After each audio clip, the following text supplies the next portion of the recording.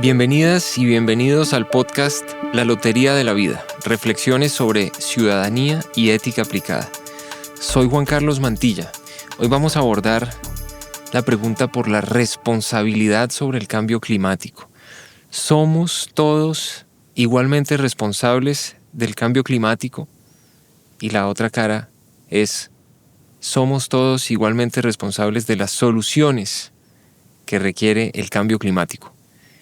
Arranquemos. Desde 1850 para acá, las emisiones de gases de efecto invernadero se han multiplicado por 50. Si utilizamos la cifra billón, como se dice en inglés, o sea 1.000 millones, en 1850 emitíamos 1 billón de toneladas de gases de efecto invernadero, dióxido de carbono equivalente. Esto es un poco antes de la revolución industrial. Con la revolución industrial, con el desarrollo económico, con el desarrollo del capitalismo, de la ciencia, de la tecnología, las emisiones se fueron aumentando, porque todo este desarrollo implicaba un alto consumo de combustibles fósiles, primero carbón y después petróleo y gas. Y la gran mayoría de los beneficios del bienestar humano pues dependían de esto. Hoy en día se emiten 50 billones de toneladas al año. Esto es una cifra mundial. Y lo que el Grupo Intergubernamental de Expertos sobre el Cambio Climático, el Panel Intergubernamental de Expertos sobre el Cambio Climático de Naciones Unidas, nos ha dicho en sus últimos informes es lo siguiente, muy sencillamente.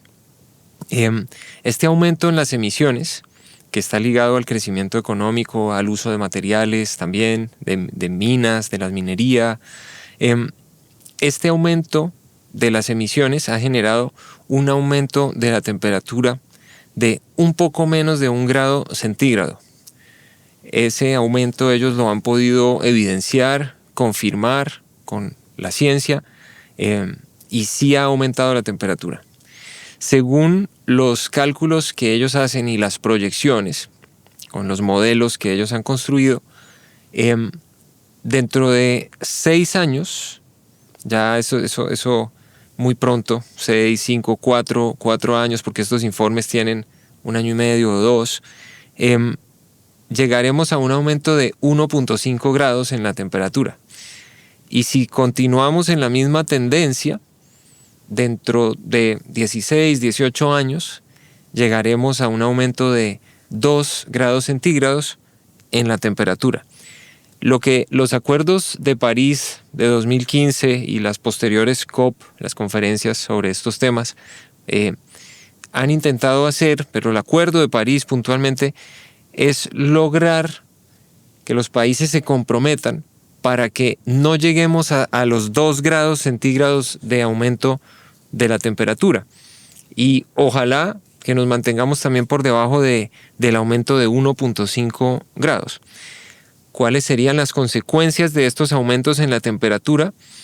Eso nadie lo sabe, eso es muy difícil de predecir. Lo que los científicos dicen es que puede haber grandes variaciones en los ciclos de las lluvias, puede haber grandes variaciones en la agricultura. Por ejemplo, productos que se podían cultivar a una cierta altitud, va a tocar cultivarlos más arriba, se van a hacer más escasos, puede aumentar el precio de los alimentos, puede haber sequías muy fuertes, al mismo tiempo con inundaciones en otros lugares que no están preparados para ello o no están esperando la inundación. Y a la larga nadie puede predecir qué es lo que va a pasar, pero sí hay consecuencias que son importantes. Dentro de ese espectro de las predicciones está desde las personas que dicen que el mundo se puede acabar, y la vida humana sobre el planeta, hasta las personas que dicen que no va a pasar nada. Yo creo que ninguno de esos dos extremos es cierto. Sí va a pasar algo, y va a ser serio, va a ser importante, pero tal vez no hasta el nivel de la extinción. Volvamos ahí, entonces, quedemos en este punto. Estas emisiones de gases que dijimos que son 50 billones de toneladas anuales, ¿de dónde provienen? Miren, las emisiones se reparten así. El 50% de la población que menos tiene riquezas y recursos, es decir, los 4.000 millones de personas menos ricos, por así decirlo, son responsables del 12% de las emisiones. El 10% superior de esa escala, en la escala económica, es responsable del 48% de las emisiones. Incluso si nos vamos más allá en este análisis, al interior de ese top 10% de la población, el 1% más rico de la población es responsable del 17% de las emisiones mundiales totales. Es decir, recuerden que el 50% inferior es responsable del 12% de las emisiones, o sea que el 1% superior en la escala económica emite más que la mitad inferior de la población. Además, el 0.1% de los más ricos y prósperos de la población es responsable del 7% de las emisiones. Esto es interesante. Quiero detenerme ahí un momento. ¿Por qué las personas que tienen más acceso a la riqueza emiten más? No es que sean más malvadas, ni quiero mandar ese mensaje, sino que su acceso al consumo, su acceso a la economía del consumo, a los mercados y al bienestar que da ese acceso, implica que consumen más energía.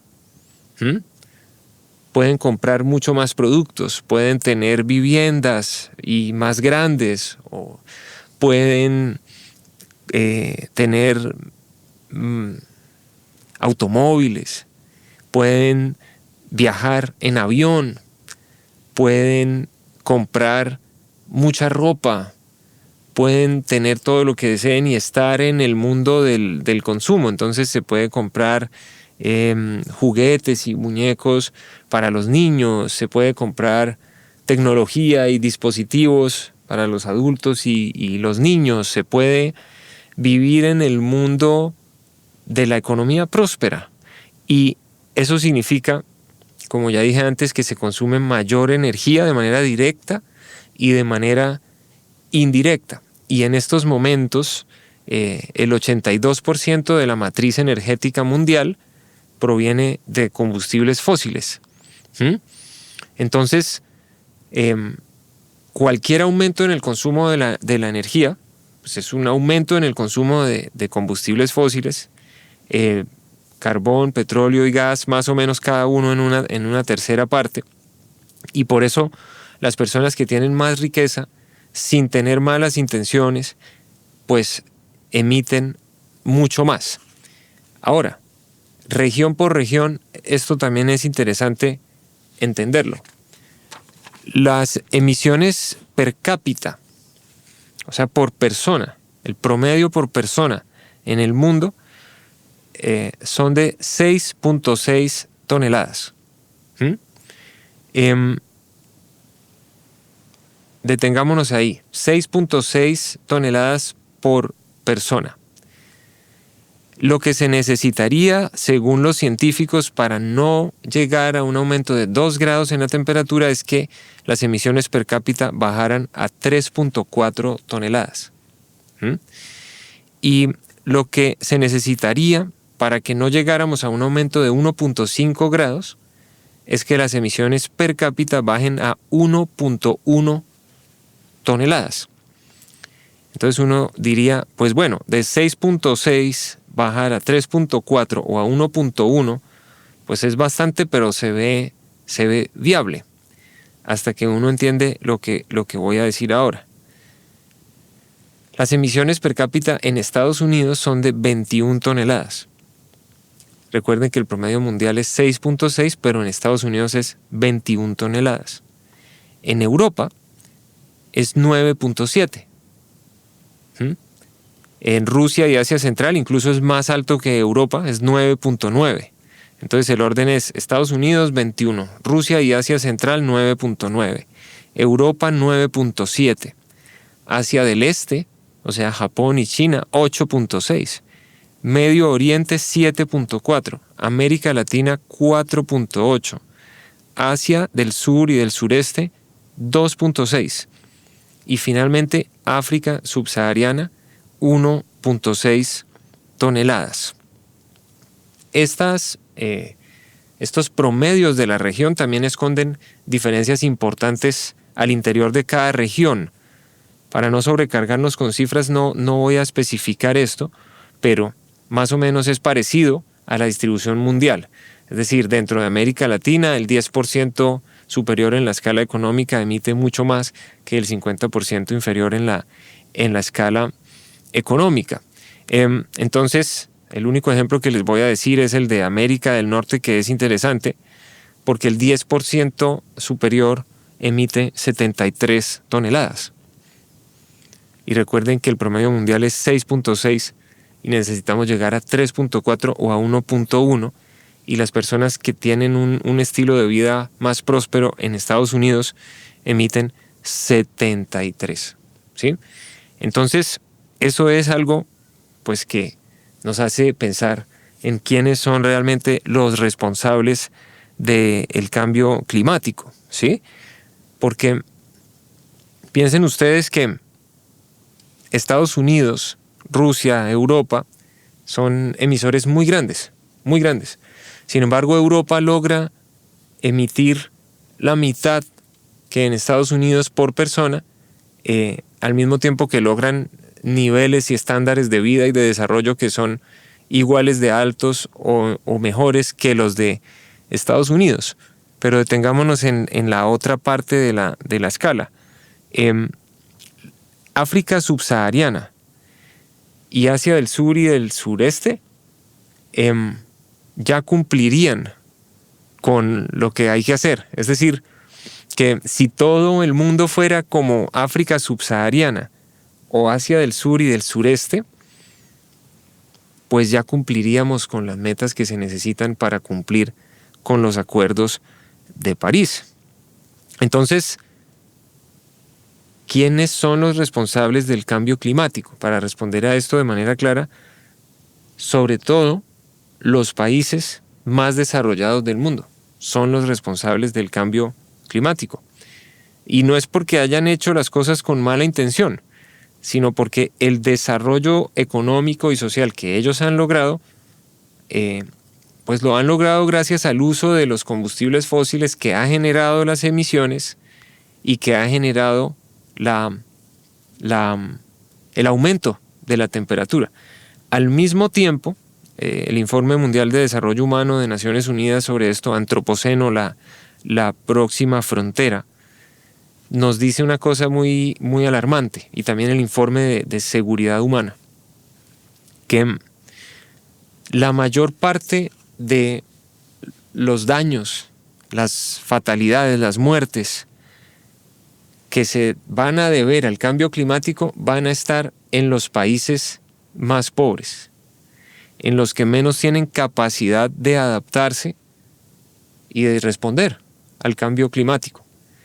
Entonces, por ejemplo, mientras en Holanda y en Bélgica están enseñando a los arquitectos e ingenieros a construir edificios que flotan sobre el mar y están invirtiendo sumas enormes para construir diques que protejan las ciudades, porque son los países bajos, en Holanda, en Bélgica. Bajos significa que están abajo, literalmente, en altitud y están por debajo del nivel del mar. Pero en países como Colombia, las ciudades, los pueblos que están al borde del mar, pues los barrios que están al borde del mar sencillamente van a desaparecer. Porque la forma de responder a esto es, por ejemplo, lo que llaman los espolones, poniendo piedras para evitar que el mar entre. Y habrá lugares que van a estar en muy, muy alto riesgo y que los espolones no van a ser suficientes y no existen los recursos para para hacer algo más que eso. Entonces, mientras en Miami elevan las calles, en Cartagena ponen piedras. Y eso que Cartagena es una ciudad muy desarrollada de Colombia por ser la capital turística de Colombia. Entonces, fíjense que la reflexión es interesante a nivel mundial, porque a veces se nos da un poco la idea, se nos transmite o se comunica la idea de que todos somos responsables. Y me voy a detener sobre el concepto de responsabilidad. Hay un libro de un pensador alemán, Hans Jonas, yo lo cito mucho en el capítulo 3 del libro La Lotería de la Vida, el principio de responsabilidad. Y ahí hace una reflexión que me gusta mucho. Nosotros, en estos momentos, deberíamos empezar a tener en consideración los intereses de los seres humanos del futuro, los que aún no existen, no han nacido, y también los intereses de otras especies no humanas y de la gente que está lejos de nosotros, la gente que no vive en nuestro propio país o en nuestra misma ciudad, gente que se ve afectada por nuestras acciones, pero que nunca la vemos, nunca la vamos a conocer. Y esa responsabilidad ampliada, que es un concepto ético interesante, esa responsabilidad ampliada,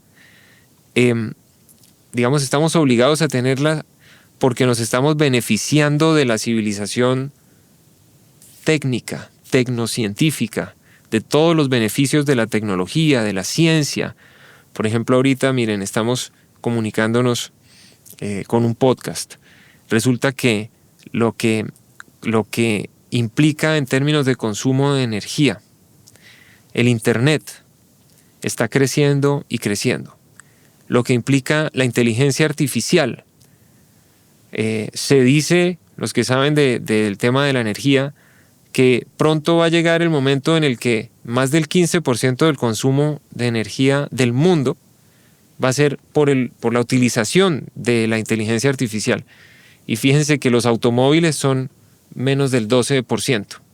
Entonces, las cosas están cambiando. Nos beneficiamos de la ciencia, de la tecnología, y por lo tanto todos deberíamos ser mucho más responsables a la hora de tomar decisiones. Dicho esto, nosotros todos somos responsables del futuro que queremos construir con nuestras decisiones individuales y políticas, pero no necesariamente todos somos culpables del pasado y de cómo hemos llegado hasta donde hemos llegado. Entonces, los ciudadanos y habitantes de países como Colombia, como Ecuador, no somos iguales de responsables de la crisis ecológica y de la crisis climática, pero sí somos responsables del futuro que queremos construir, de cómo queremos, por ejemplo, lograr nuestro desarrollo. Son reflexiones muy importantes. Hay países, por ejemplo, países petroleros como Noruega, un país muy petrolero, ha hecho la transición energética más rápido que cualquier otro país. Ahora, para ilustrar la complejidad de la ética, pues son un país que ha logrado la transición energética, pero al mismo tiempo gran parte de su riqueza la obtienen por ser un país petrolero. Son los dilemas de la responsabilidad. No es tan sencillo. No es tan sencillo hablar de la responsabilidad ética. Hay una filósofa muy interesante que fue presidenta de la Asociación para el Desarrollo Humano y las Capacidades. Ella es de Holanda, Ingrid Robbins. Y ella dice, aquí, para tomar este tipo de decisiones sobre el cambio climático, debemos aplicar el principio de la rectificación, de la compensación y de la capacidad de contribución. Rectificación significa que los mayores responsables históricos deberían invertirse más en esto, deberían poner más de su parte, deberían también acarrear con los gastos, ¿sí? La compensación, esta se entiende, digamos, más fácilmente, es compensar por los daños. Como decimos con el ejemplo de Noruega, pues gran parte del bienestar social y la riqueza ha provenido del uso de combustibles fósiles. Y no se trata de demonizar a los combustibles fósiles, sino de entender que en ese proceso pues se ha ocurrido lo que los economistas llaman externalidades, se han generado efectos negativos. Entonces, compensar un poco puede ser un principio ético, el principio de la compensación. Los que se han beneficiado más también tienen ese deber ético de la compensación.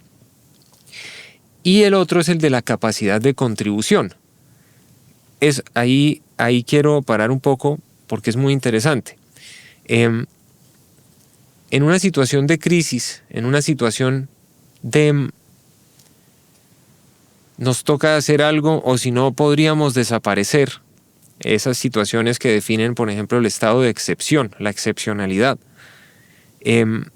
podríamos pensar que los que son más capaces de contribuir son los que más deberían contribuir, sin detenernos tanto en quiénes son los culpables.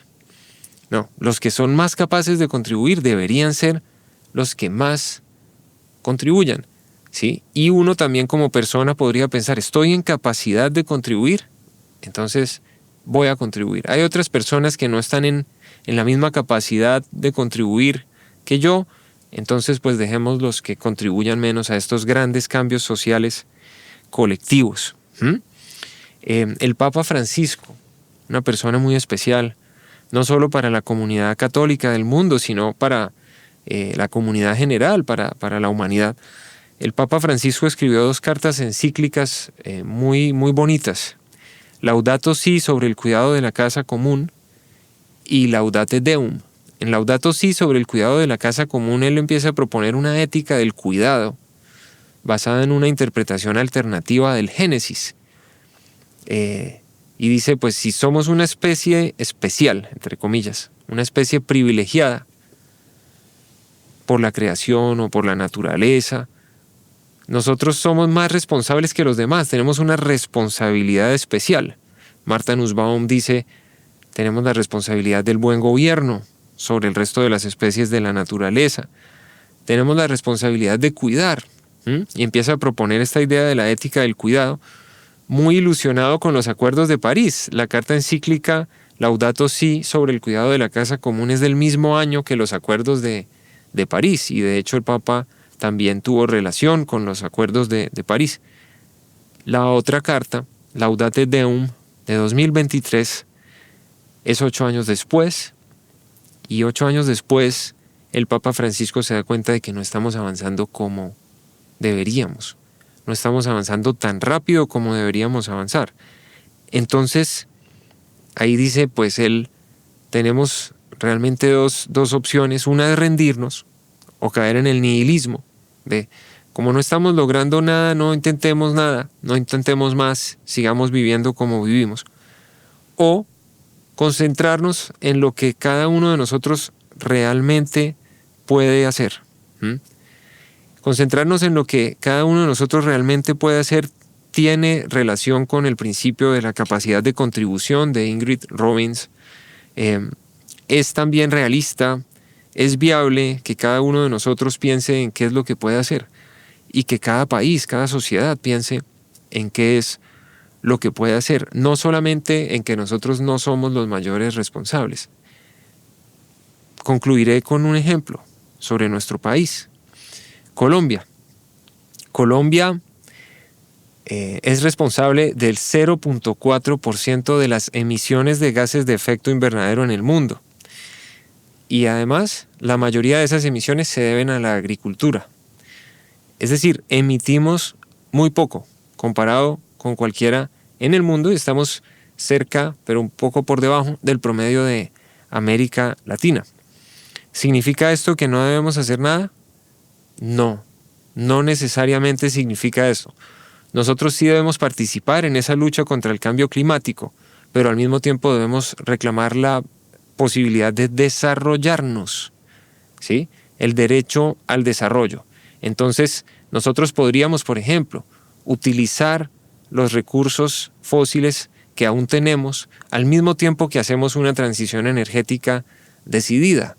pero utilizar los recursos fósiles que tenemos para el desarrollo de la gente, para erradicar la pobreza, para generar oportunidades de trabajo y transformaciones estructurales de la economía, al mismo tiempo que empezamos a tener una aproximación seria para que nuestra matriz energética dependa cada vez menos de los combustibles fósiles. Es decir, por ejemplo, inspirarnos en lo que ha hecho Noruega. Ha utilizado sus recursos, pero ha logrado una transición muy efectiva. Y tiene sentido pensar que un país que se está desarrollando puede desarrollarse bien a la primera vez, en vez de desarrollarse mal y después empezar a corregir y a compensar. Bueno, ahí los dejo con estas reflexiones. Sobre estos temas tan difíciles no hay conclusiones exactas. Lo dejo para que lo pensemos y tomemos las mejores decisiones posibles. Gracias.